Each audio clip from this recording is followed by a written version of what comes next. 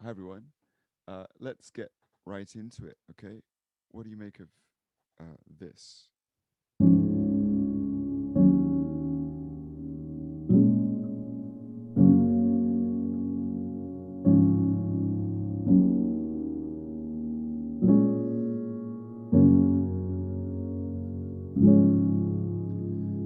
Cool. When you hear that, what do you think of?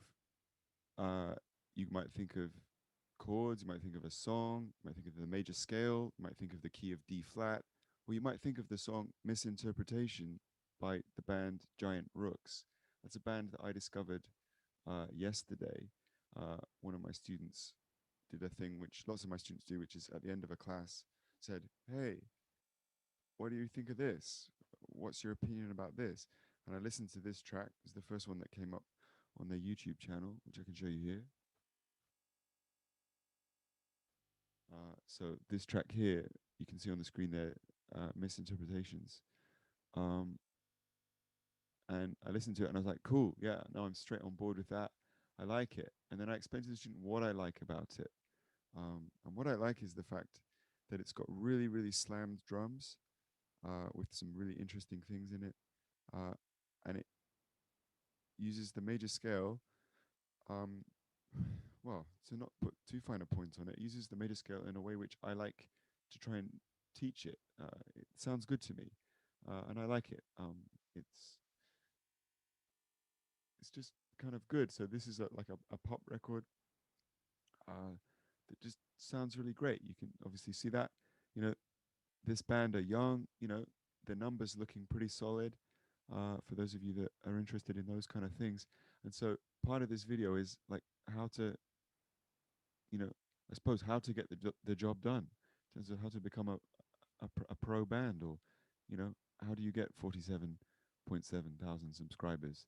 If you play music and do music videos like this, I think it's relatively straightforward, or certainly much more straightforward than if you don't do these things. Okay, so let's get into the lesson specifically.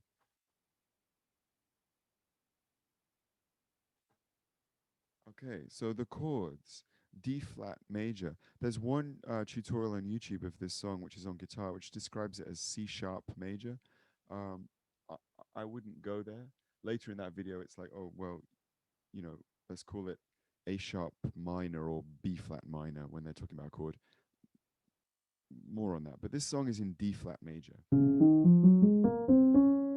Okay, so chord one is D flat, chord two is E flat minor. Is played as E flat minor 7 in this song. Okay, so chord one, chord two. We then get up to chord 6 here, which is B flat minor, B flat minor 7. As I'm playing it here, the A flat is the 7th, the D flat is the minor 3rd, the B flat's the root. There's no 5th, but I could put it in. Sounds really strong like that. Sounds really nice like that too. There's all sorts of notes you could put in, but we'll leave that for now. And then G flat major.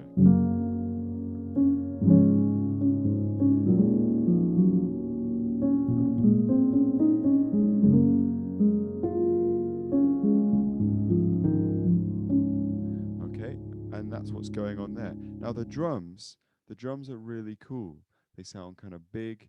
They sound, I suppose, for want of a better phrase, they sound kind of old school. And I'll play them to you now. So have a think about this.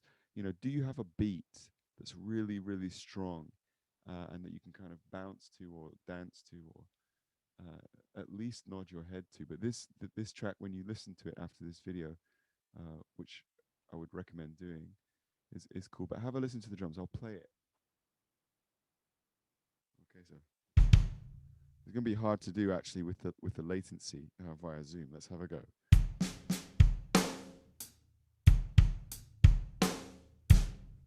Yeah, that's a bit lame. Let me try a bit quicker. Yeah, I don't think that's gonna work too much. So just have a listen to this.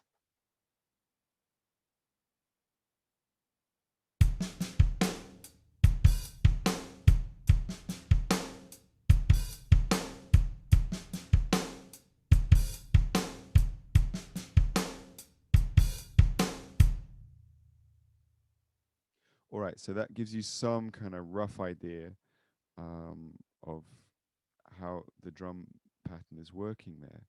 And so much of this song is based off of those drums, really driving a chord progression. The music video is as you'd expect. It's of the guys at their gigs, uh, you know, doing some cool stuff backstage, freaking out in front of the crowd. Lots of like cool hair flying everywhere, lights, misty evenings out, you know, under the sun in better times than we're in now. So it's cool. It's very diverting, without being kind of too, I suppose, too kind of made up or fake or pretentious. I don't know. It seems okay to me. Um, that's pretty cool. But the drums are really good. They sound almost like kind of Motown or kind of, yeah. They kind of sound like Motown drums to me. Obviously, the MIDI example is bad, so do listen to the track your yourself. I just incidentally, you can have a listen to it now with the drums and the piano.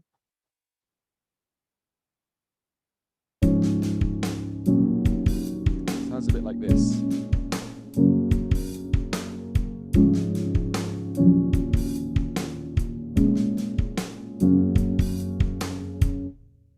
Cool. So let's go over those chords.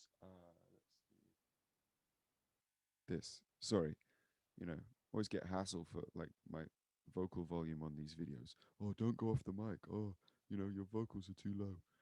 Why are you wearing a hat? You guys know where I'm wearing a hat. Like my head is shiny. I'm like super embarrassed about it. Look. No. Kidding. Wearing a hat because the Blue Jays rock. Also, you got to wear a hat on YouTube. Like if you've got no hair, it's just the rules, right? Kidding. D flat major,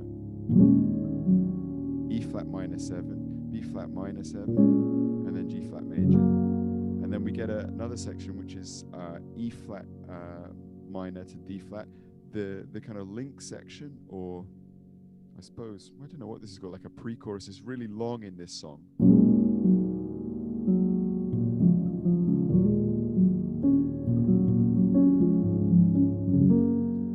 So we got E flat, D flat, E flat, D flat, rocking back like that, and then you get G flat major, E flat minor,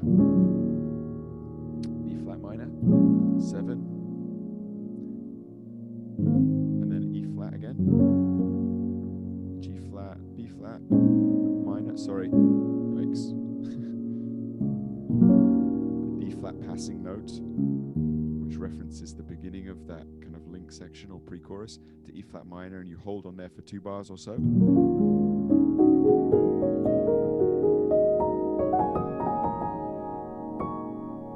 then you get the big chorus, and the bass kicks in. 2, 3, 4. 2, 3, 4. 2, 3, 4. 1, 2, 3. Sorry, that's the wrong numbers. That's not helpful, is it? 2, 3, 4. 2, 3, 4. 1, 2. Cool. That would be the chorus. Sorry, I just cadence on D flat, which is the tonic. There we go. There's another section of the song, so it goes verse, pre-chorus, chorus. Then I think it goes verse, chorus the second time round. Skip the pre-chorus. I might be wrong. I've only listened to the song twice, but that doesn't matter. If you guys like the song and you're finding this video because of that, then you know much more about the form of the song than I do. That's cool. A couple of things then in, I guess, what is the bridge or the section between, the second chorus and then kind of like the repeated third chorus kind of outro kind of vibe. So we will start on B flat minor 7 this time. And we hang out for ages on there. And then we're going to go to A flat, to D flat, to E flat minor, and then use an A flat passing tone back to B flat. But there's a couple of cool things that you can do, and so let's link this into a skill that I think all young musicians should definitely be thinking in terms of making yourself able to create music that maybe does the thing that you want to do. Giant Rooks, this band, are a great study in this because they've made it work using these things. You can't take away that drum beat and this chord progression from the way that their music works. That's the part which isn't luck. Okay, they've got cool hair. That's a bit of luck. They met in the first place. There's a bit of luck where that's concerned. They had enough resources and money to make a start of it. That's kind of luck. But D flat major wasn't luck, or using A flat over C as well as A flat. So here's A flat major, but this is also A flat major, but with C in the bass. So I'm going to play that ending bridge section again, but with a different chord change. So instead of just going from B flat minor to A flat to D flat, that's D flat major 7 there, sorry. D flat major, let's do it like this.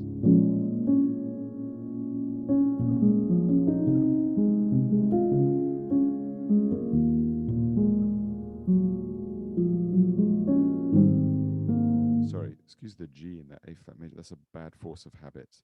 But it leads on to a nice kind of thing and where we'll close this video, right? Because that note there, G, is not in the scale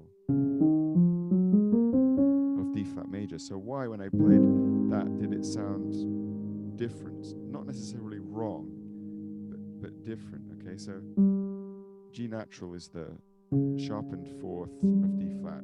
And if I've lost you there, sorry, I didn't mean to. Maybe more to follow on that, but that note clashes. You can hear that. That doesn't work so well, but whereas that note is going to work out.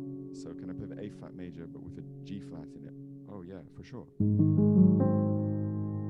Because that's going to make like A flat 7, which is going to sound cool. Good. So here we go. If you didn't know this, check this out. When you're songwriting in a major key, try this. And this is not like a hard and fast rule, it's just another thing that you could do, okay? So I'll play it up the octave this time. Chord 1, chord 2, not chord 3, but chord 1B, which some of you that have watched some of my previous videos will know that is like the tonic chord. So in this case, D flat, but with the middle note of that chord as the bass. So 1,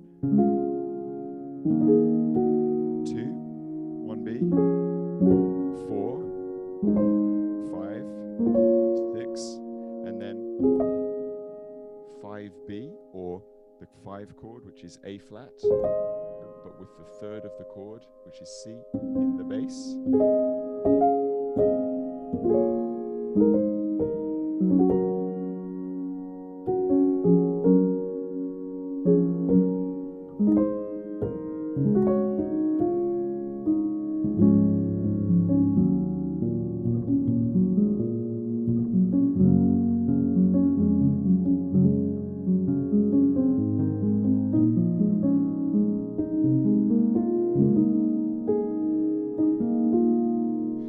Throughout this song, you get loads and loads of, back to Giant Rooks here.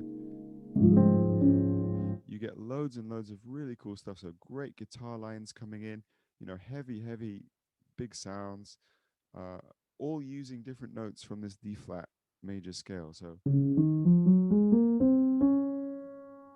that kind of scale and really slammed kind of drums is a really, really good look, I suppose, for music. Pop music, or I don't know, is that the right phrase even? You guys decide, you can tell me. But it's funny how a student says to me, hey, check out this, like I love it, and I love every song on the album. That's what the student said. And then I listened to a couple of tracks and I'm like, cool, these songs have really slammed drums and the major scale with, instead of chord 3 and chord 7, chord 1B and chord 5B. And then you could write, rather than do a cover of Giant Rooks' Misinterpretations, which of course you could do, and that could be a great thing, but you could write using these chords.